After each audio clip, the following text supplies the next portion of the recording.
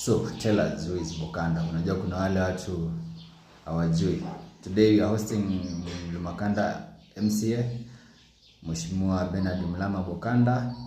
He will be giving us his brief. So far it has been 3 years in office. What has he done according to the manifesto he gave the people of Lumakanda, and what he is yet to achieve? And of course we'll be having some questions. So first we'll start by him introducing himself. Who is Bokanda? Kwa wale wakujui, kuna ule mtu anataka kujua who is Bokanda. Asante sana. Bokanda ni Mheshimiwa Lumakanda currently, na mimi ni mzaliwa wa hapa Lugari. Nilifanikiwa kupata masomo yangu ya chekechea pale Majengo, na pia baada ya muda mfupi, baada ya wazazi wangu kupata transfer kutoka pale Research Forest, walikuwa wanafanya forest, tukaenda pale nursery. Nikaweza kumalizia masomo yangu ya msingi pale St. Columbans. Nikajiunga na shule ya upili ya Kapngetun, iko upande wa Eldama Ravine, kidato cha kwanza na kidato cha pili. Nikapata uhamisho baada ya kuangalia ile subject nilikuwa nataka kufanya, that is accounting, haikuwa inakuwa offered kwa hiyo shule. Nikatoka nikapata nafasi ya kujiunga na Teremi Boys.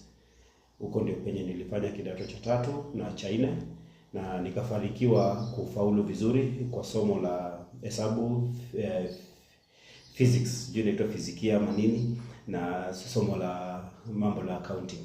Na hiyo nilipata alama za juu, na pia nikatoka pale nikaweza kwenda kwa tertiary institution kuendelesha mambo ya business management. Nika specialize upande wa accounting. Hiyo nilifanya diploma, na pia nikamalizia kufanya degree yangu kwa shule ya Makerere. Pia nilirudi kwa Moi University branch ya Kitale. Nikafanya kule another diploma in business management, finance. So hiyo ndio kidogo mimi nimeweza kufanya kwa upande wangu, na nikatoka pale nikajiingiza kwa mambo ya biashara, sababu sikuwa nasoma kuajiriwa, lakini nilikuwa nasoma kuweza kuwa na uwezo wa kujifanyia biashara zangu mwenyewe. Okay. So far you are the MCA Lumakanda ward. It has been 3 years in office. What have you achieved and what are you yet to achieve? Tukiangalia kwamba muda unaenda, hii ni miaka 3 umekuwa ofisini, kuna ile manifesto ambayo uliahidi watu wako wa Lumakanda. Umefikia wapi? Umeachieve 10%, 20%, 50%, 70%, ama uko katika kiwango gani? Upande wangu ninaweza jipatia niko karibu kwa 60%, kulingana na mali penye nimefika kwa miaka 2. Mtasema ni miaka 3, lakini kwa budget yenye nimepitisha budget 2. Kwa hivyo mimi nitajua ni kwa miaka 2, lakini twende kwa ile miaka yenye mwananchi anaelewa wa kawaida ni miaka 3. Pia mwananchi ana uwezo wa kunipatia ile percentage kulingana na yeye bila amekuwa na mtazamo wake. Lakini upande wa mtazamo wangu, kazi yangu kubwa ni vitu 3 ama 4. Masomo ya chekechea na ya ile ya County Polytechnics na si National Polytechnic. Hiyo ndio kitu yangu ya kwanza upande wa elimu. Ya pili ni mambo na afya. Hiyo ni mambo yenye tunashughulikia kama county ama iko devolved kwa magatuzi yetu. Na pia kuna jambo la barabara, alafu kuna jambo la maji. Hizo vitu 4 ndio vitu kubwa sana. Na kwa hizo vitu 4 nimeguza kadri ya uwezo wangu. Nikianza kwa upande wa elimu ya chekechea, kuna ile ECD ya Munyuki. Not Munyuki, Karen Rule. Saizi imemalizika. Wakati mimi niliingia ilikuwa imestall at around 30 to 40%. Ndio ilikuwa imefika kwa madirisha. So niliweza kuhakikisha nimeweza kupitisha fedha za kutosha, ule contractor akaweza kuimalizia. So inangoja kuzinduliwa. Kuna ECD Munyuki, hiyo nilianzisha mwenyewe na imekamilika vile tunazungumza saizi. Hiyo ni upande wa elimu ya chekechea. So kwa hii miaka 3 nimeweza kufanikiwa kutengeneza ECD 2 kwa shule 2. Na hizo ni darasa 2, ofisi 2, choo jikoni na tanki ya maji. Nimeweza kurenovate ECD 2 kwa wodi yangu na pia kupeana tanki ya maji kule Tekoa. Tulirenovate hiyo Tekoa ECD sababu ilitengenezwa na wale watangulizi wangu na tukawapatia tanki ya maji ya 10,000 liters. Labda mheshimiwa, nikukate tu. Kwa hii miaka mitatu, what have you prioritized for your people of Lumakanda? Priority, ni vitu gani umepatia priority kwa hii miaka mitatu kwa watu wako Lumakanda? Kwa priority yenye nimewapatia in terms of project development, sana nimewapatia priority ni maji. Alafu ya pili nimewapatia priority ni afya. Hiyo ndio vitu yenye nimejaribu kusukuma sana sababu hauwezi postpone afya, na pia mambo ya maji ndio inashughulikia ama inaleta changamoto ya mambo ya afya. Na tukifika hapo, tukizingatia hapo kwa maji, ndio unaona umeguzia sana, na tukiangalia kwa mtandao wako kuna mambo tunaona. Ni initiative gani, which initiatives that you have put across to ensure that the people of Lumakanda have access to clean water? Na tukienda in line with that, which initiatives that have you put across to ensure them that they have that access to clean water and also health, because hizo vitu zinaenda hand in hand. But when you are talking, please give us guideline, ukizingatia kwamba tuko na maeneo mawili, location ya Mnyuki na ile location ya Mwamba. Ni sawa, kila kitu huanza na hatua moja. Hata mapacha lazima mmoja atangulie mwingine akafuata. Upande wa Lumakanda, hiyo ni Mnyuki location, nitasema kwamba upande wa maji saizi tunafanya maximization ya maji upande wa booster kuelekea Mnyuki primary, Mnyuki dispensary, Kavulika na kuelekea crossing. Na hiyo pia tunasawazisha na kuhakikisha tunatoka kwa mambo ya kutumia stima kutengeneza maji, tunaenda kwa kufanya kitu inaitwa solarization. Ndio tupunguze cost ya production ya maji. Hiyo ni upande wa Mnyuki. Ya pili, nimechimba maji kwa zahanati yetu ama kwa hospitali yetu ya level 4 ya Lumakanda. Hapo tumechimba maji na inatumika. Tunataka kuanza kusaidia institution mbili zenye zinazunguka. Hiyo ni shule na kuna polisi na pia kuna sekondari pale. Hiyo ndio upande wa maji, upande wa Mnyuki. Na tukienda upande wa Lumakanda wa Mwamba, nimechimba maji pale Majengo. Kwa hii budget yenye nimepitisha allocation ya last mile. Last mile ni kuwapatia zile pipes na kuhakikisha tuna connect maji kwa maboma yao. Hiyo ni upande wa Majengo. Lakini sasa Mwamba kuna project tunakuja kuifanya ya maji ya zaidi ya milioni 20 yenye tutaweza kutumia maji ya pale baharini tuilete hapa juu Mwamba kwa center na tuweze kuidistribute. Saizi iko kwa final touches ya procurement, na wakishamaliza tutakuwa tunaenda Mwamba kuwaeleza na tuweke public participation kuhamasisha, na pia watupatie proposal wangetaka vipi na vipi. So kwa upande wa maji ninasema upande wa Mwamba nimeachieve karibu 10 to 20%, of which I need to do the 80% remaining. Lumakanda ama Mnyuki nimeachieve at least 50 to 60%. Sababu pia kuna maji nyingine upande wa Lumakanda tumeteleza pale Bendera. Currently tumeconnect watu 68. Na hiyo maji kufikia saizi tangu anze kutumia mpaka leo ni ya bure, hawalipi hata shilingi moja. Kwa sababu sisi kama kaunti hatujakuja kuimiliki na kuizindua rasmi. So wanakula ile bonus kabla ya wakati tutakuwa tunafanya handing over ya uzinduzi rasmi. Yeah. Alafu kuna jambo tata ambalo ni jambo sugu kidogo. Naomba ueleze wakazi wa Lumakanda, na ile ni jambo ambalo linaguza wamama na youth. Like I may say this, what have you put across, like in terms of initiatives or a development project that will have to solve the challenges the youths and women are facing? That in line with that, I mean like in time of empowerment, because a lot of youths, and this question I think it has been raised over and over again, and even if you ukienda kwa mtandao wako utakutana na hayo maswali. The youths and women, what have you put across, or what are your end goals to solve their challenges in terms of being empowered and employment crisis. Ukiangalia ni kwamba youths wengi na wamama ndio wamejaa Lumakanda, na hiyo kiwango cha elimu ama kiwango cha kazi na hiyo employment iko chini kidogo. Kama ofisi yako ya mheshimiwa, ni mambo gani unafuatilia kwamba kuonesha kwamba una resolve? Kuna vitu viwili umeongea kuhusu empowerment. Kuna empowerment na kuna employment.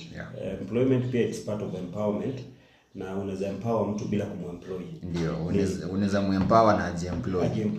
Afanye self employment. Kufikia saizi nimepatia vikundi 20 Lumakanda hii kuku.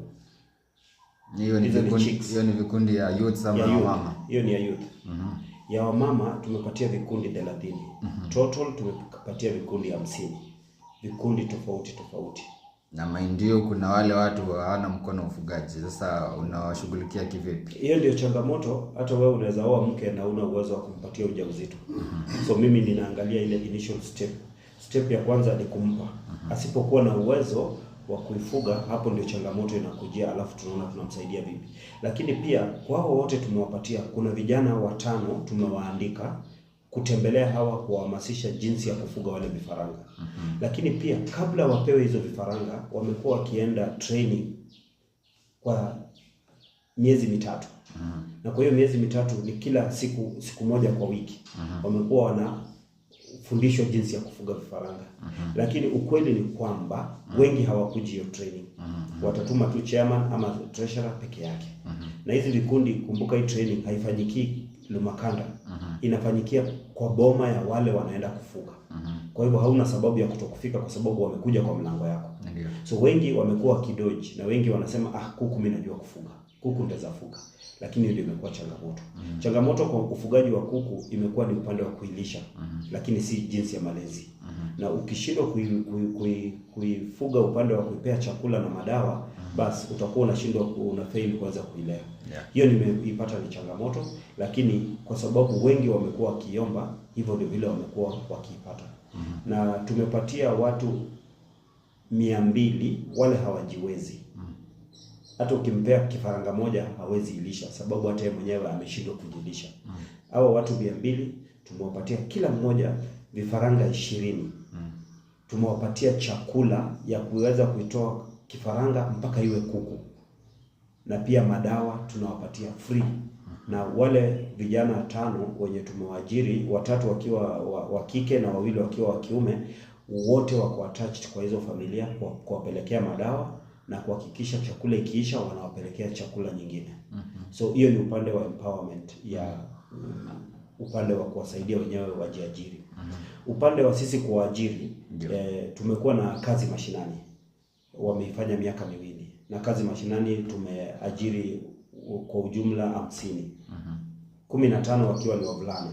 Na japo tunawacha nikukate kidogo. Ukisema hapo kwa kazi kwa vijana, hapo ndo kidonda sugu kipo. Ikifuatilia kwamba wakazi wengi wanaona ni kwamba you are awarding loyalty, kwamba wale ambao hawakuwa karibu na wewe hawajapata ile nafasi. Kwa hiyo katika hiyo kazi mtaani, ama ni njia ipi nyinyi wao mnatumia kuajiri watu? Njia ya kuajiri ni njia wao kwanza kuapply. Na ukiangalia kazi mashinani, ukiwaleta parade, kuna wale wenye walikuwa hata hawaniungi mkono. Wengi sana, karibu nusu ya wenye wanafanya kazi mashinani saizi. Lakini nina uhakika baada yao kupata hiyo kazi na mimi nikafanya nao hiyo kazi, saizi wameanza kuniunga mkono. Itajulikana ya kawaida, tuna award loyalty, itajulikana kawaida, sitakataa, sitapinga. Lakini hauwezi award loyalty ukasahau equal distribution of employment and opportunity. Na pia kumbuka hapa, tukifanya hiyo tunaipangilia kulingana na vile community areas zetu zinakaa. Kuna zile community areas zimepata allocation kubwa ya wafanyikazi wengi kulingana na population. Kwa mfano Bendera community area ndio kubwa sana kwa upande wa population. So utapata wengi watatoka Bendera, si kwa sababu Bendera iko town ama Bendera labda mimi natoka kule, lakini utapata wanatoka Bendera kwa sababu population, hata ukienda kwa voting pattern yao, ni wengi zaidi. Huwezi compare community area ya Majengo ya Mugunga na community area ya Bendera. Huwezi compare community area ya Mwamba ya Mkuyu, ndio the second biggest because ya hiyo town ya Mwamba. Huwezi kuja kuicompare na Majengo. Majengo ni wachache. So utapata labda wengi watatoka sehemu ya Mwamba kwa sababu Mwamba ni wengi. So ukiangalia hizo statistic pia lazima uangalie unafanya ratio ya what to what. Na kulikuwa na useme kwamba watakuwa wanafanya kwa hiyo kazi mashinani, watafanya kwa miaka 2 tena wengine waajiriwe wapate hiyo nafasi. Hilo jambo lipo ama halipo? Jambo lipo. Hao wanamaliza kazi yao hii mwezi inakuja. Mwezi wa 10 wengine wanakuja ama wata apply na itabidi wa apply, itakuwa advertised. Saizi wako kwa tail end ya kufanya advertisement. Lakini saizi kabla hawajaanza kufanya advertisement wameanza kuwaelimisha wale wenye walikuwa jinsi ya vile wataenda kukaa nyumbani. Kwa sababu mtu alikuwa amezoea kupata mshahara kiasi fulani. Ukisimamisha mara moja atakuwa na ile trauma. So wameenda kuanzishwa saizi. Wale officers wenye wanadili na mambo ya kazi mashinani wanaenda sub county pa sub county wakiwaongelesha, wakiwaeleza. Na pia kuna zile claims za wale wenye labda kuna wakati hawakulipwa, kuna wakati labda hakujaziwa nini, wana resolve hizo claims. So wakishamaliza ndio wata advertise. Hawezi advertise kabla hajamaliza. Nikidhani hata Lumakanda walikuja kama si juzi, walikuja jana kuwaongelesha na kuangalia changamoto gani wamekuwa nazo. Okay. Alafu sasa kuna jambo sugu na unajua ni gani naenda kulisema. Ni barabara. Barabara zetu za Lumakanda wakazi wanasema hazipitiki. Na example wacha nikutajie, itakuwa barabara gani? Barabara ya kutoka Lumakanda Boys inapita Shinyalu ikienda Narrow route. Sijui kama umepita hiyo barabara ama unaijua. Nimekuwa hapo jana, nimepita na mimi huitumia mara kwa mara. Ni ukweli haipitiki, kukinyesha haipitiki, kusiponyesha kunapitika kwa shida mingi sababu ya zile trench zimetengenezwa hapo na maji. Hiyo ni example tu, nikichukulia ni example, hiyo ni barabara ya Shinyalu.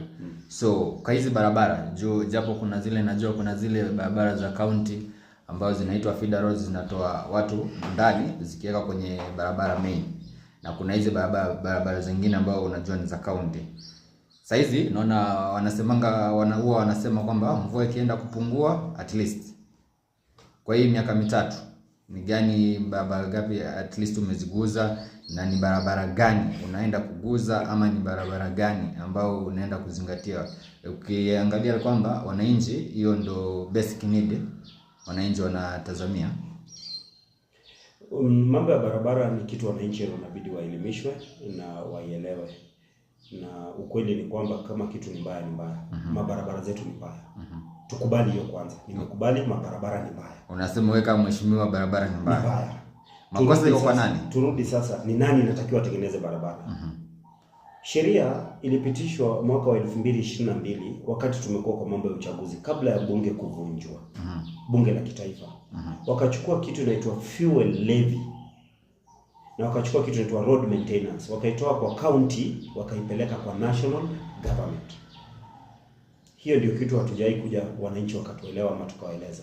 Kabla hiyo fuel levy na road maintenance ilikuwa kwa county government. Na wakati mtu anaenda kwa duka kununua sukari, ile ushuru analipa inagawanywa kwa hizo vitengo. Kidogo inaenda kwa kutengeneza barabara. Ule kijana wa bodaboda wakati ananunua mafuta unasikia wameongeza sababu ya kutengeneza mabarabara.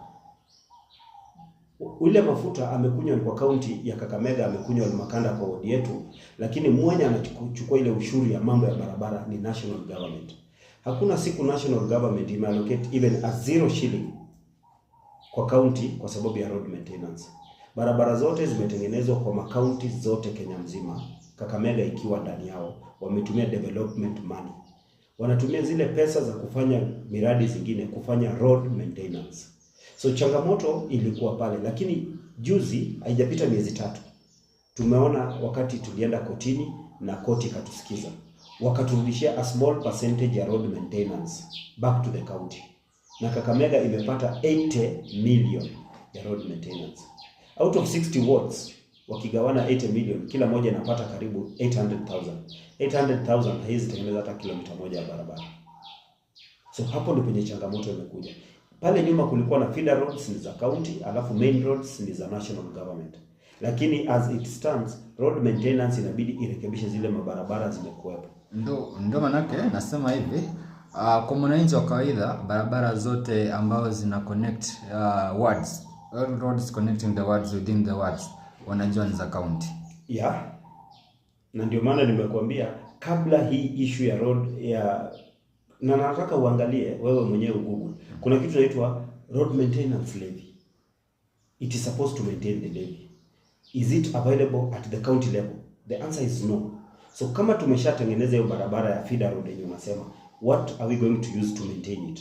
We are supposed to use the road maintenance levy. That is what we are supposed to use. Na wakati ilikuwa imepelekwa national government, ilimaanisha tumefungwa mikono. Inabidi turudi kwa ile kiti ya kupeleka dawa kwa hospitali, tutengeneze hiyo barabara. Tupunguze capitation ya ECD, tutengeneze hiyo barabara. Lakini nakueleza wakati court imetusaidia kupitisha, na bado saizi wabunge wamerudi kotini kuipinga, ibaki national government, bado kunaenda kuwa na changamoto ya mabarabara. So kwa ufupi, sitaki kutupiana blame games, who is supposed and who is not supposed to. Kama Kakamega County tunatengeneza kilomita 6 kila mwaka. Sasa nirudi kwa jibu yako. Kilomita 6 kila mwaka. Kwa hiyo kilomita 6 kila mwaka tukichukulia kwa hii miaka mitatu, hiyo ni kilomita 18. Kilomita 18. Asante. So kilomita ya kwanza 6 na mimi nimetengeneza zaidi ya hiyo. Haya, tupatie kidogo, unajua hii ni kutengeneza barabara ya kutengeneza ni road, inaitwa road maintenance. Mimi nimefungua kilomita 6 kutoka Kipkaren-Ruro kwenda Mudumulai. Ni 5.8. Hiyo ni karibu kilomita 6. Kwa hiyo allocation nilitengeneza barabara ya kutoka Episcopo kwenda PAG Mugunga. Ambayo ni kilomita mwaka jana. Hiyo ni kilomita 2. Kutoka Episcopo mpaka PAG Mugunga ni kilomita 2. Hiyo inakuja ni 1.8, roughly it's 2 kilometers. Tuseme hiyo ni kilomita 8. Hiyo inakuja kilomita 8. Hiyo ni mwaka jana. Mwaka huu nimetengeneza barabara ya kutoka hapa police station ama ofisi za county ikienda mpaka Jirongo Primary izunguke irudi Lumakanda Boys. Hiyo ni kilomita 6.3. Kwa hii mwaka. Na kuna barabara nimetengeneza kutoka Lumakanda Boys kufika Episcopo. Hiyo ilikuwa mara ya kwanza kilomita 3. Nilipatiwa nafasi ya kutengeneza kilomita 3. Hiyo ni kilomita 1.2. Alafu kuna kilomita za kujaza ndio ijae 3, kilomita 1.7 kutoka pale Ebeneza kwenda Bungoma Ndogo. So hizo ndio barabara niliweza kutengeneza kupitia hii, umesema miaka mitatu. Na saizi vile tunazungumza, kuna barabara vile tu mvua imetulia, procurement inamalizika kwa hii financial ya hii mwaka sasa. Hii ndio mwaka yangu ya 3. Kuna barabara ya kutoka CPU kupita Mara kwa shule, kupita kwa familia ya Ngome iende Salvation Army. Hiyo ndio barabara nyingine ninakuja kuifungua. Hiyo tunafanya road opening. Ukisema unakuja kuifungua, wakazi watarajie kwa muda upi? Unajua ukisema unakuja inamaanisha kwamba inaweza chukua muda. No, itaweza chukua muda, ni kweli. Unajua sisi tunaenda na mambo ya financial year. Financial year yetu saizi tumeenda mwezi wa kwanza. Mwezi wa 3 ndio wanaruhusu mambo ya procurement ianze kufanyika. Kwa hiyo mambo ya procurement inaanza kufanyika hii wiki moja kutoka leo. Yaani mwezi unaokuja. Mwezi wa 10 ndio wanaanza kutengeneza. Wakishazitengeneza itachukua labda mwezi mmoja ikuwe advertised. Wakimaliza pale wenye watawini hiyo tenda kulingana na saizi tunatumia mpango wa IFMIS, wenye watachukua hiyo tenda ndio wenye watakuja kwa site. Na mtu anaweza chukua tenda na achelewe kukuja kwa site. Pia sheria inampea muda wa miezi 3 kwanza, alafu miezi 3. So atakuwa na miezi 6 ya kufanya hiyo kazi. Lakini kumbuka ikifika mwezi wa 3 ama wa 4 mwaka kesho kama hajafika, pia hawezi ifanya juu tutakuwa tumerudi kwa msimu wa mvua mingi. So itakuwa ni changamoto. So kwa wale watu wa CPU Mara wakiniuliza ni muda gani, nitawaambia kutoka saizi mpaka wakati itafanyika chini ya miezi 6 kutoka leo. chini ya miezi 6 kisheria. Yeah. Lakini ikiwezekana itafanyika haraka, na inawezekana hata chini ya miezi 2 ama kabla ya mwisho wa mwaka huu. Na tukirudi, kuna jambo nimeuliza ndio ikaleta hii swali nyingine. Hii ni area ya Shinyalu, hiyo barabara ya ama maendeleo katika area ya Shinyalu ambayo inapatikana area za Lumakanda Boys. Kwa ofisi yako maybe mgao upi umetengea area ya Shinyalu? Ukiangalia haina stima pia, but najua stima inaweza kuwa mambo ya mbunge, so hiyo haitakuwa lile swali lako sana vile, but pia unaweza guzia, manake kuna ile mgao, najua county wako na ile stima ya county. So kwa maoni yako, maendeleo katika area ya Shinyalu, juu wanasema okay, unajua sisi tunafanya udadisi, ndio tukuita hapa, tumefanya udadisi kidogo. Una maoni gani kulingana na watu wa Shinyalu, ama utawaambia nini watu wa Shinyalu ikionelea kwamba jana umekuwa kwa hiyo area na majembe na vijana ukijaribu kutengeneza? Hiyo yenye nafanya ni kuzuia tu pale mahali pameharibika sana, gari haiwezi kapita, ni kupashughulikia. Lakini hiyo barabara ya Shinyalu ishapatiwa contractor, na ilipatiwa contractor wakati tu mvua ulikuwa umekaribia. Alipatiwa around mwezi wa 4. So ilichukua muda mrefu kwa contractor kukuja sababu ya mvua, lakini najua baada ya hii mvua vile imeanza kuonesha dalili ya kupungua, itakuwa inatengenezwa kama barabara. Sitazungumzia mambo ya barabara kwa sababu hiyo ni mambo ya muda mfupi na inapita. Nakumbuka hiyo ndio barabara ya mwisho ilitengenezwa kabla sisi kwenda kwa uchaguzi. Na pia ilitumika kama diversion kidogo wakati walikuwa wanatengeneza lami tarmac road. So maendeleo ya watu wa Shinyalu saa hizi tunashughulikia mambo ya maji kama county pale Shinyalu. Na tank iko pale Lumakanda Boys ilikuwa na changamoto kwa shule. Tunaifanyia saa hizi vile tunazungumza, imeanza kufanywa renovation kuhakikisha isikuwe na ile leakage ilikuwa nayo tena. Alafu tutafute jinsi pipes zitatoka pale zianze kuingia kwa maboma ya wakaji wa Shinyalu, Kisangula, iteremke chini Tekoa na iende upande wa Mulitu na Episcopo. Juu tumeweka Lumakanda Boys sababu ni a central place. Ya pili, upande wa stima. Upande wa stima majorly ni kazi ya national government. Lakini lazima wewe kama mwakilishaji wadi usukume kadri ya uwezo wako. Shinyalu ni moja wapo ya zile areas zitapata stima. Na ikizingatia kwamba Shinyalu pia ilipatia kura mingi, ndio maana ninasema Shinyalu ni among zile areas zinaenda kupata stima. Kumbuka kufikia leo hakuna sehemu yoyote kwa wadi yangu imepata stima hata moja. Lakini kulingana na vile mambo yako, hivi karibuni nitakuwa naona area mingi za area yangu zinapata stima kupitia kwa mbunge, kwa sababu nilipropose areas kadhaa zenye tunaomba zipatiwe stima haziko. Na sisi upande wa county tukipata nafasi ya stima pia tutakuwa na nafasi ya kupeleka area zingine. Mbunge akipeleka hapa, mimi nitakuwa napeleka mahali pengine. Na hizo nafasi zipo ama hazipo? Hizo nafasi ambazo nasema nafasi za stima kwa county nasema ni zero. Haipo. Tumejaribu tu kupropose county tusaidie kufanya mambo ya kuweka stima. Kumbuka kuna ile committee inaitwa Transport, Roads and Energy. Energy stands for electricity. Lakini imekuwa na changamoto kulingana na jinsi bajeti inapitishwa ya kutengeneza zile mambo na stima. Na kumbuka pia rais alijitokeza wazi akisema kwamba kutakuwa na last mile mambo ya stima. So county inashindwa ni wapi inaweza kaingilia, kwa sababu ikichukua pesa mingi iweke kwa mambo ya stima na national government inaweka, ni kama ile mambo ilikuwa ya mbolea. Utapata mbolea ya county ni expensive kushinda mbolea ya national government. Lakini hii mambo ya last mile ni mahali inasaidia mwananchi kupata stima bure, atalipia wakati anaanza kutumia tokens zake.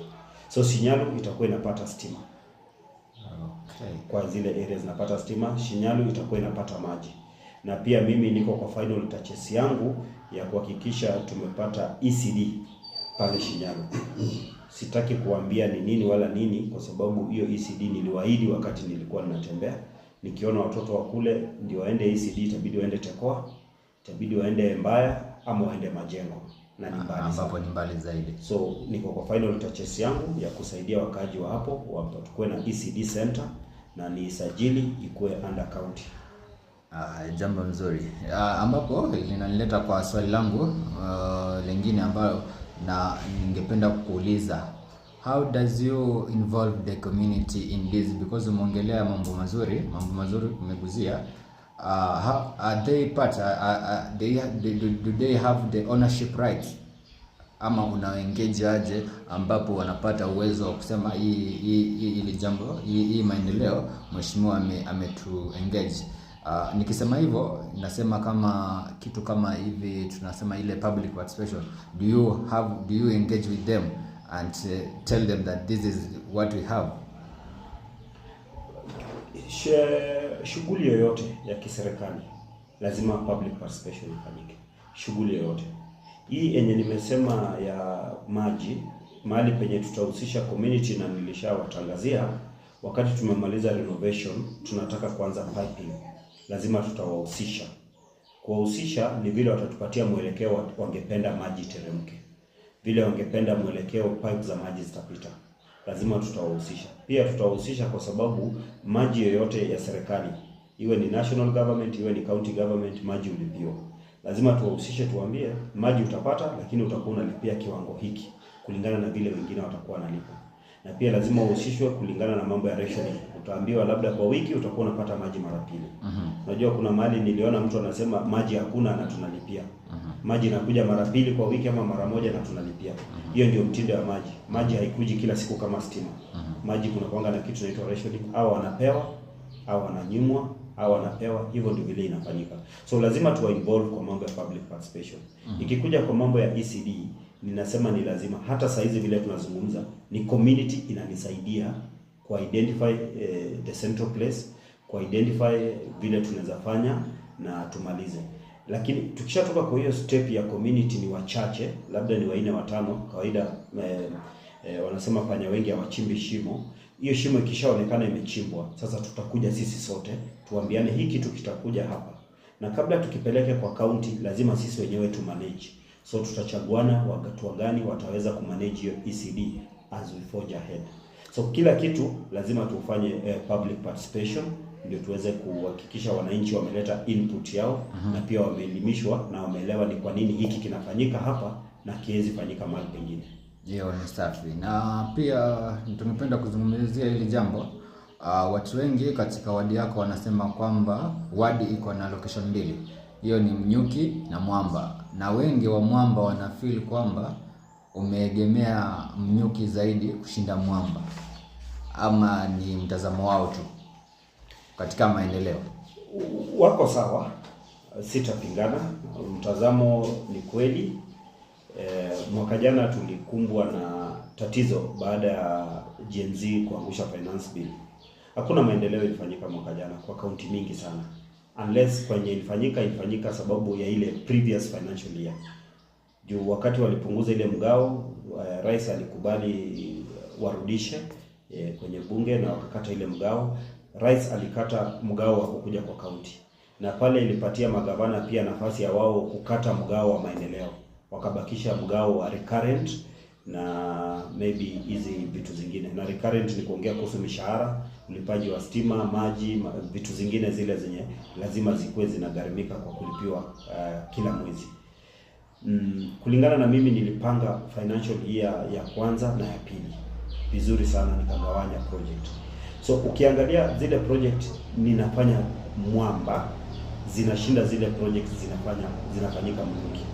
Lakini saa hizi ukiangalia vile ziko, ninakubaliana ya kwamba kulingana na allocation ya county mingi kiasi imekuja Mnyuki kuliko vile imeenda Mwamba. Lakini mwisho wa mwaka huu wote watakuwa kwa equilibrium state. Hawa watakuwa wako sawa na hawa watakuwa wako sawa. Ndiposa nimesema hata ufanyaje utaanza na hatua moja. Na hatua moja nilianza kwa kutoka Mnyuki, hatua ya pili niko Mwamba, hatua ya tatu nitarudi Mnyuki, nikibalance hivyo. Kama kiongozi lazima uhakikishe umebalance maendeleo kwa area yote. Ukiangalia mabarabara nimelima ya Mnyuki nimemaliza. Ya CPU nimesema nataka kuanza kulima. Which means nikilima hiyo barabara ya Mnyuki itakuwa same kilometers yenye nimelima Mnyuki na yenye nimelima upande wa Mwamba. So mtu akisema saizi mingi kwa Mnyuki kushinda nini, as at now anasema ukweli. Lakini tukiimplement zile zimebaki za mwamba, tutakuwa zote tumetoshana. Kama hii ECD ya Maram ilitakiwa ijengwe mwaka jana, lakini haijajengwa, itajengwa mwaka huu. So ninakubaliana na maoni ya wananchi. Na pia kuna maoni ya wananchi wanasema ukiangalia Lumakanda ward ni eneo kubwa zaidi. Ile mgao wa gavana ambao tuseme ni ward fund ama sijui yenyewe mnayohitaji. Hiyo pesa, is it enough for you to run the development kwa ward yako? Ukiangalia ni kubwa zaidi Lumakanda ward. Nataka nipatiane mfano mzuri ndio tuelewane. Kuna ward ya Mumias hapo karibu Ekero, kama mtu ameenda Ekero. Hiyo ward iko na shule 3 za serikali. Hiyo ni Bukas. Bukas ni shule ya serikali lakini it's more than a private school. Hakuna shule moja inaitwa Muji Muslim peke yake. So miaka yote tangu 2013 kama ni ECD zimejengwa 3 kila mwaka, hiyo Muji ilipata tu ECD ya kwanza. Zile pesa zingine zinaenda kwa maendeleo tofauti. Barabara haifiki kilomita 8 kwa ward mzima, sababu zile zingine ni sugar belt. So ni ukweli mgao wenye unakuja Lumakanda hauwezi tosheleza. Lumakanda ni kubwa, mabarabara ni mengi. Na ukiangalia zile mabarabara ziko ndiposa mingi nilipeleka kwa upande wa Kera, tulizitoa kwa county ziende kwa Kera kwa sababu Kera iko na mgao kubwa wa kutengeneza mabarabara kuliko vile county inaweza tengeneza. So Lumakanda ni kubwa sana. Hata constituency tu Lugari ni kubwa, huwezi compare na Mumias East ama Mumias West. Na mnatoa mgao sawa? Mgao ni sawa wa kimaendeleo. Hakuna vile inapatiwana tofauti. Wanasema watoto wote, huyu ni baba yao, huyu ni mama yao, wapewe sawa. Now the question is, unajua za mwananchi atakana aelewe, how do you manage to run the development? Kulingana wanasema ni kubwa ukilinganisha na Mumias East, ile umesema Mumias West. Mumias West ni ndogo na mgao ni same. Lakini sasa how do you maneuver? Ni ngumu, na unakumbuka kuna wakati sheria ilikuwa inapitishwa ya 1 vote 1 shilling na wengi wakaikataa. Kama tutarudi kwa 1 vote 1 shilling tutapata mgao sawa. Lakini tusiporudi kwa 1 vote 1 shilling bado hakuna sheria inasema kwamba sababu hawa ni wengi wapewe zaidi kuliko hawa. Utapata variation ni kidogo sana. Nitapatiana tu mfano, na mfano itarudi tu kwa county assembly ya Kakamega inapata 1.2 billion kwa mwaka. Ifanye maendeleo na iwalipishe mshahara. Waheshimiwa wako 90 MCS. Ukienda county ya Bungoma wanapata 1.1 billion na waheshimiwa wa Bungoma wako 65. Ukiangalia tofauti ni ya 1100 na tofauti ya waheshimiwa unapata ni karibu 25. Ukienda Kapsabet Nandi wanapata 1.1 billion kwa mwaka na wako only 45. So kama county ya Kakamega tuna changamoto mingi upande wa mgao wenye nakuja kwa county assembly na kwa county government ukiangalia na area zingine.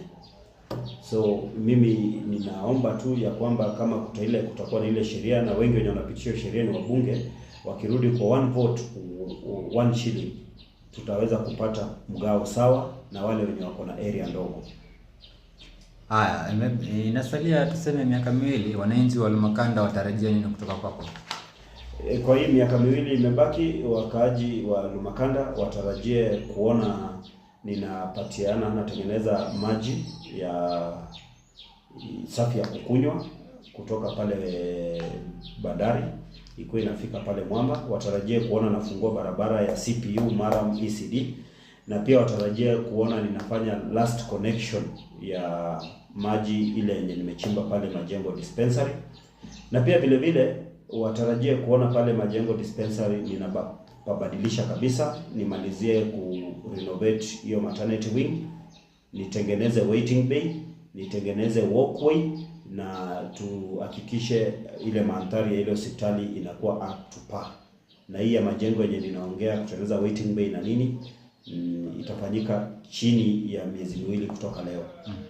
So hizo ni vitu naomba watarajie kuona, na pia vitu zingine watarajie kuona ni hospitali yetu ya Lumakanda upande wa outpatient inakuwa renovated to the standard inatakikana, na ikuwe ni hospitali inafanya mgonjwa akifika pale anakuwa na matumaini ya kupona kwa sababu ya vile pale mahali pamepangika.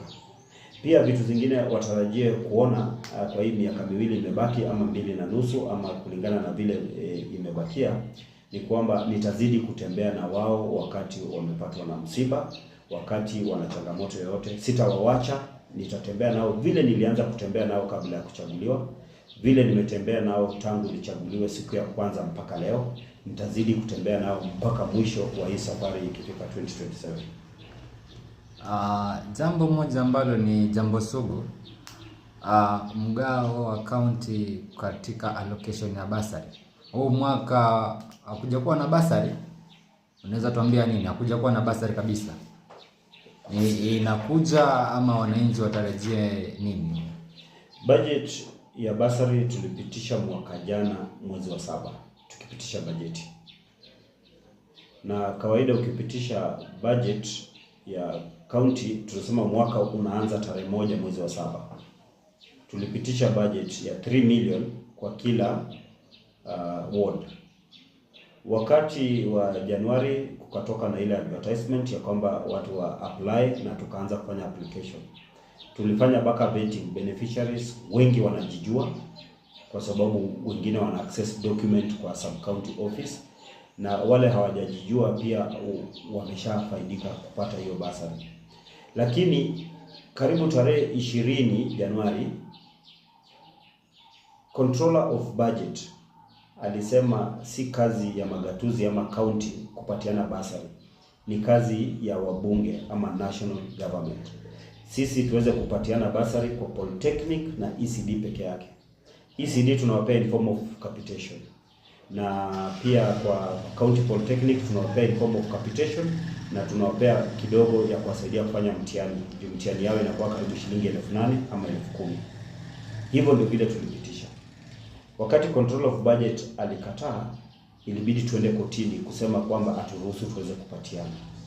Na wakati tuliomba turuhusiwe, court pia ilikataa. Ikasema it is a national function, not a county function.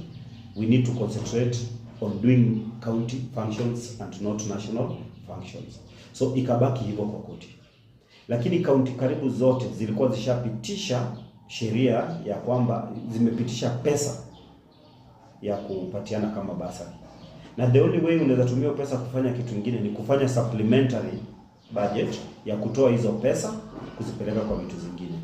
Kufikia leo sisi kama county ya Kakamega hatujafanya supplementary budget ya kutoa hiyo 3 million. A total of 180 million kwa the 60 wards. So hiyo pesa bado ya basari iko. Na vile gavana wamekaa pamoja na wakaelewana. Wakasema makosa ikiwa ya mtu mmoja ni makosa, lakini makosa ikiwa ya watu wote si makosa. Sababu tulikuwa tushapitisha, gavana wameomba court iwaruhusu wapatiane hiyo pesa, na kuanzia mwaka kesho wasipatiane. So budget yenye tumepitisha juzi mwezi wa 7 hatuja allocate pesa ya basari, hakuna. Lakini ile yenye tulipitisha mwaka uliopita 2024-2025, the 180 million, 3 million per ward tunaenda kupatiana, sababu magavana wamekubaliana, hata kama ni kinyume na sheria, na wamekuwa wakipeana tangu ugatuzi uanze mpaka. Wacha tufanye makosa ya mwisho na tufungie hapo. So kulingana na sisi kama county ya Kakamega,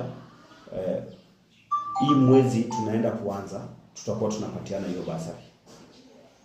Na mwingine atauliza unapatiana kwa nini na mwaka umeisha? Wengi wenye wanapatiwa basari wana madeni yenye hata hawatalipa hata tukiwapea 10 years to come. So bado hiyo pesa inaenda kuwasaidia wao wengine waweze kuconcentrate kwa kufanya mitihani yao, na wengine iwasaidie kupunguza ile madeni wako nayo. So swali rahisi kwa hiyo jambo nilitaka nieleweshe wananchi waelewe, lakini kulingana na swali yako, kuanzia mwezi ujao tunapatiana basari. Mwezi ujao ni wiki 2 kutoka leo, ambao tuseme ni wale walikuwa washafanywa vetting. Ilishamalizwa, check zilishaandikwa, kila kitu ilikuwa So ni ile wanatoa wana just disbursement ndio itakuwa inafanyika. Kama Trans Nzoia wamepatiana wiki iliyopita, Bungoma yao wali supplement wakapeleka kwa barabara. Ninaona Nandi wanafanya final touches, watakuwa wanapeana pia. Kwa madhumuni ya mtazamaji, tuseme ni kwamba kuanzia mwaka ujao ambao ni this financial year kuendelea, wasitarajie basari kutoka kwa county? Yeah, hiyo wasitarajie, sababu serikali kuu imetuzuia sisi kupatiana basari. Okay, jambo nzuri kabisa. Jambo la mwisho ambao ni jambo la interest. Na hili nikikosa kuuliza ndapigwa mawe mahali. Unamtambua nani kama chairman Kakamega County wa ODM? Ili nikikosa kuuliza kwa maswali zinapita hapo, nauliza wewe kama mheshimiwa wa Lumakanda 1, nani ndio chairman? Mimi kama mwakilishi na mimi pia ni delegate. Mimi ni mpigaji kura wa chama. Mimi nikiongea naongea kama mwanachama halisi. Aliyechaguliwa kama chairman wa ODM ni FCPA Fernandez Baraza.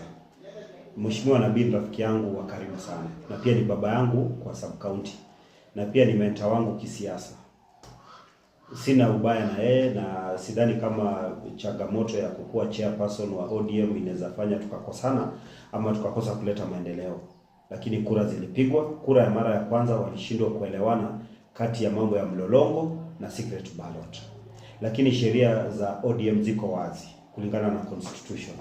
Wamesema vote is done by consensus.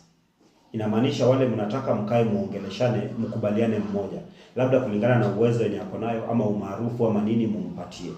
Msipoelewana pale, kama kila mmoja anataka, inabidi muende kwa step number 2. Step number 2 ni by show of hands.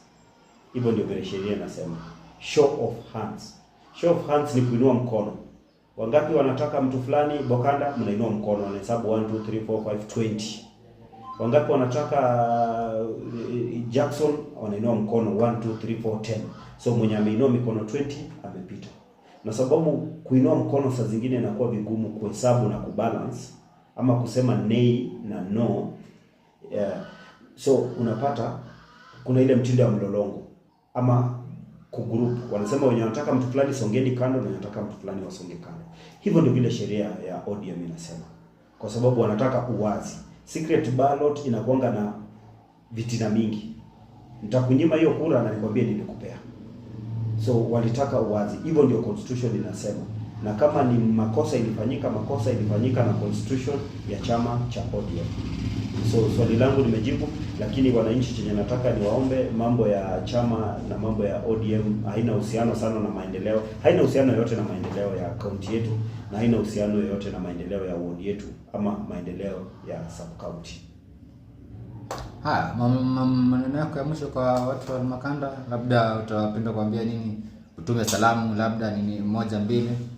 Kabla nitume salamu, ninaambia watu wa Lumakanda ninaendelea kuempower vikundi na welfares.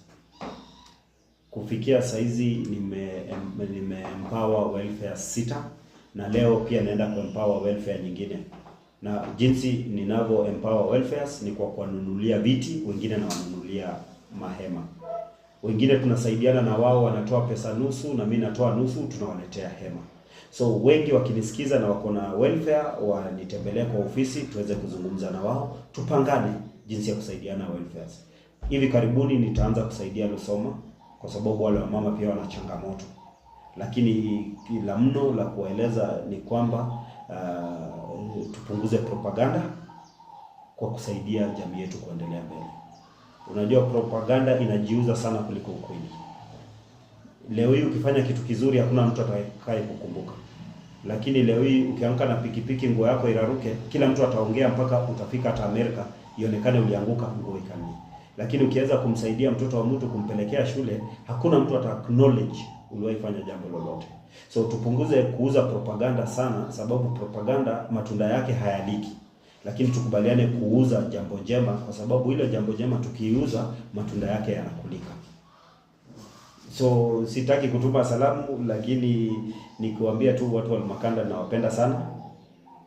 Mimi bado nitawafanyia kazi kulingana na vile niliwaahidi, na ninawaomba ikifika 2027 waangalie report card yangu mara pili. Report card yangu ya kibinafsi kutoka kwa mfuko yangu. Wakati na watembelea kwa msiba, hiyo si county imetembea. Wakati ninawasaidia kuinua vyama, si county imewainulia. Hiyo ni report card yangu ya kwanza. wakati nawasaidia kuwalimia mashamba, wakati nawasaidia kuwapelekea maji. Hiyo ni report card yangu ya kwanza. Na umenikumbusha jambo before uendelee. Hapo kwa ulikuwa na initiative nzuri ya ulimaji wa wajane, ulikuwa unalimia wajane, ulikuwa na gari ilikuwa inasaidia sana. Na kwa muda kidogo ukakuwa umesitisha, kuna nini?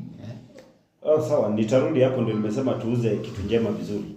Yeah. So tuiuze, tukubaliane na wewe tuanze kuiuza. Kama ni njema ni njema. Nilikuwa na initiative nzuri ya kulimia wajane. Tuiuze, ni initiative nzuri. Criticize. Wajane hawaishi. Wajane wanazalika kila siku. Jambo la kulimia mtu shamba si jambo la kuifanya kama vile unaweza patiana homa, kusambaza homa. Hiyo ndio wananchi tuelewane na wao. Jambo la kulima shamba ni jambo la wewe kuhakikisha umeweka tractor mafuta, umefanya service, umelipa dereva, ameenda kwa shamba, amelima shamba moja, amelima ya pili, amelima ya tatu. Akitoka hapo kesho anaenda mahali pengine. Ama asipoenda kesho, baada ya muda tena unaweka mafuta, anaenda analimia mwingine. Si jambo linawezafanyika kwa siku moja wajane wote wakalimiwa. Kama ni kupatiana unga, ile yenye mimi huona pia wanasiasa wengi wanafanya, wanaita wajane wanapewa unga gorogoro moja, hiyo ninaweza ifanya kwa siku moja, 1 hour. Napewa wajane wote unga, wanaenda naye.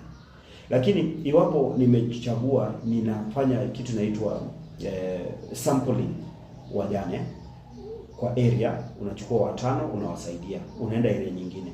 Kwa hiyo area umechukua 5, bado kuna wengine 6 hawajashughulikiwa. So ili nimelima mwaka ya kwanza ikapita, nimelima wa pili, mwaka kesho bado nitalimia. Na silimi ule nilimlimia mwanzo, ninalimia mwingine tofauti. Unachukua wengine wapi? Wengine wapi? So sijamaliza. Mtu akisema sioni, aoni, kwa sababu hatuwezi lima saizi. Tunalima tu mwezi wa 4, wa 3 na wa 4. Okay. So mwenye hajaona aone mwezi wa 3 na wa 4 amelimiwa. Lakini kuliko criticize, kuja niambie mimi mama yangu ni mjane, naomba umlimie. Nitamweka kwa list ya wale wajane niko nao na niwalimie. So mambo ya kulimia wajane bado inaendelea. Hiyo nilisema nitafanya na nitaendelea kufanya. Ninaweza kosa kumaliza kulimia wajane wote kulingana na uwezo wangu wa kibinafsi. Lakini kulingana na mimi, sijaiona rais wa Kenya hii amelimia hata mjane mmoja. No. Sijaiona kiongozi yoyote Kenya hii amechaguliwa amelimia mjane shamba. Na sasa wanapewa mbegu tu na wanawachwa. Kwa hivyo kama mimi nimelimia hata 5 wajane, upewe maua. Nipatie maua yangu ya wale 5, alafu ile nyingine itakuja baadaye. Swali la mwisho tu hapa, alafu umalizie kabisa. Kuna mkazi mmoja wa Lumakanda anauliza kwamba street lights ama zile taa za usiku ulikuwa umeziweka alafu zikatolewa abruptly. Na kuna giza na mambo ya security kidogo, wanasema tu kuko vipi waelewe. Alafu kuna ile mulika mwizi haifanyi kazi, shida iko wapi kidogo? Wacha nianzie mulika mwizi ndio ikuje kwa street lighting.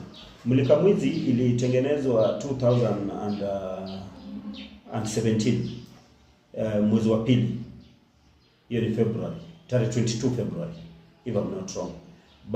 Wakati huo ikitengenezwa, aliyekuwa gavana alikuwa Fernandez Baraza, na aliyekuwa Oparanya ama not Fernandez Baraza, alikuwa FCPA Wycliffe Ambassa Oparanya ndiye alikuwa gavana, na aliyekuwa mwakilishaji wodi alikuwa Samson Mbasu kwa wakati huo. Kwa hivyo hiyo high mast ya hapa iliwekwa na Samson Mbasu kama area MCA. Tuambiane hapo sasa, kwanza tuanzie hapo tukienda mbele. Aliyekuwa gavana alikuwa Oparanya, na aliyekuwa mwakilishaji wadi alikuwa Samson Mbasu. Changamoto ya hiyo taa ni kwamba wakati ilitengenezwa hawakuiwekea provision ya kuteremshwa chini. Ni kama wakati waliiconnect waliweka manually, na jinsi ya kuitoa inatakiwa yote ifunguliwe iangushwe chini. Sababu wamejaribu kuweka pulleys za kuteremsha, imeshindikana. Watu wa Kenya Power wamekuja mara 3 wameshindwa. Timu ya street lighting kutoka county imeshindwa.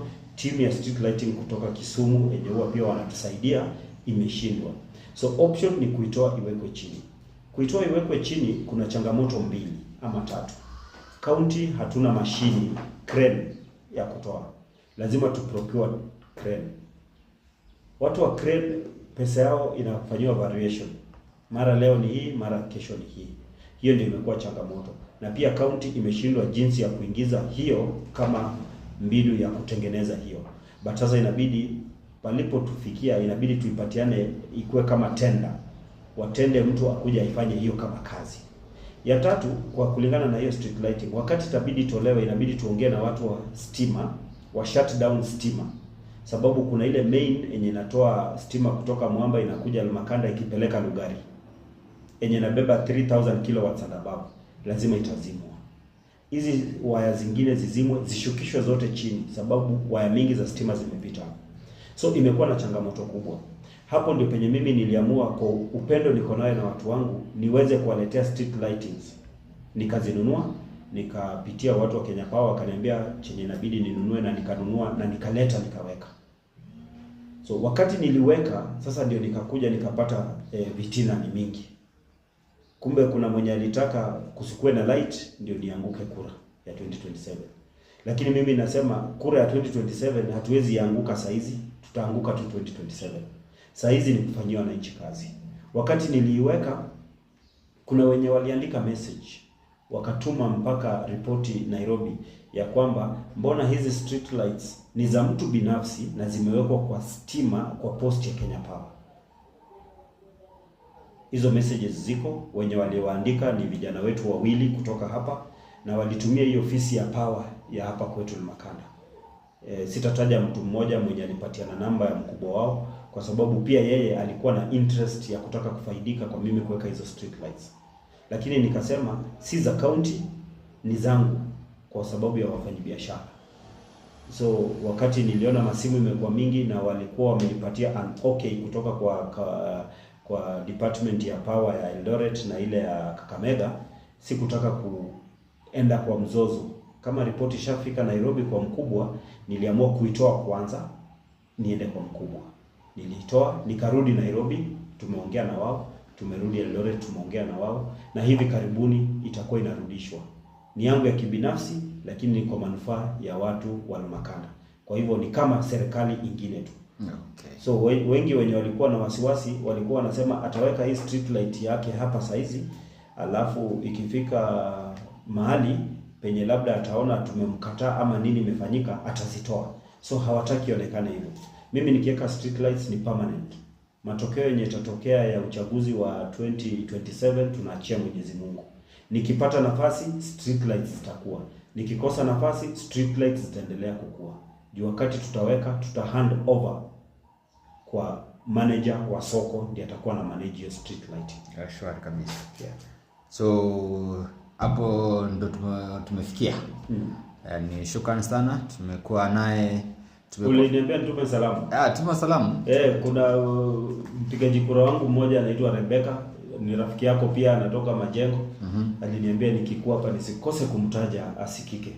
Akiwa Nairobi, yeye ni mfuasi wangu sugu na ninashukuru ile kazi tufanyia kule Nairobi na vile anasaidia community.